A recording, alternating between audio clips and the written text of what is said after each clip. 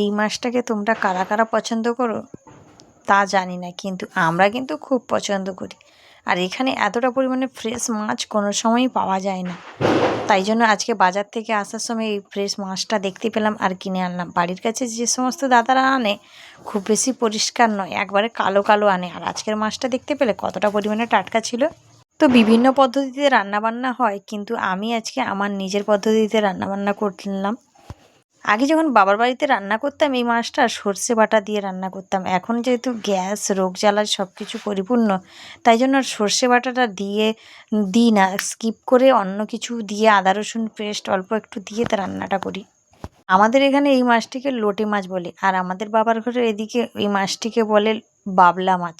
তো তোমরা কারা কারা এই মাছটিকে কী কী নামে চেনো একটু জানাবে। এই মাছটা এতটা পরিমাণে নরম, সেই নরমের ভাব দেখে অনেকে তো খেতেই চায় না, ঘেন্না বোধ করে, কিন্তু নরমের থাকলেও কিন্তু এই মাছটা সত্যি খেতে খুবই ভালো লাগে। অনেকে এতে চপ বানায়, ঝুরো ঝুরো ভাজাও বানানো হয়। আমি কিন্তু আজকে একেবারে গোটা গোটা মাছ থাকবে তার মধ্যেই রান্না করব, কারণ ইলিশ মাছ যেহেতু আমরা ভাপা খেতে পারি, তাহলে এর যদি আমি ভাপা গোটা গোটা রান্না করতে পারি তাহলে এটা কেন খেতে পারবো না। তাই জন্য এটা আমরা গোটা গোটাই রান্না করে খাই। কথা বলতে বলতে তোমাদের পুরো রেসিপিটা বলা হলো না, তোমরা তো দেখতেই পেলে আমি কেমন রান্না করলাম।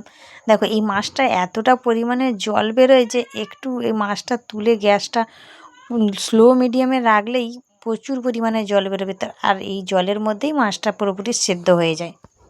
খুব বেশি সময় লাগে না, কিন্তু এই যে জলটা মরতেই যাইটুকু সময় লাগে। দেখো আমার রান্না পুরো কমপ্লিট হয়ে গেছে, আর মাছগুলো বললাম না পুরোপুরি গোটা গোটা আছে। আমরা কিন্তু এটাকে ওলট পালট করবো না, অনেকে ওলট পালট করে, কিন্তু আমরা এমনি গোটাটাই খেতে ভালোবাসি। তোমরা কারা কেমন খেতে ভালোবাসো একটু জানাবে।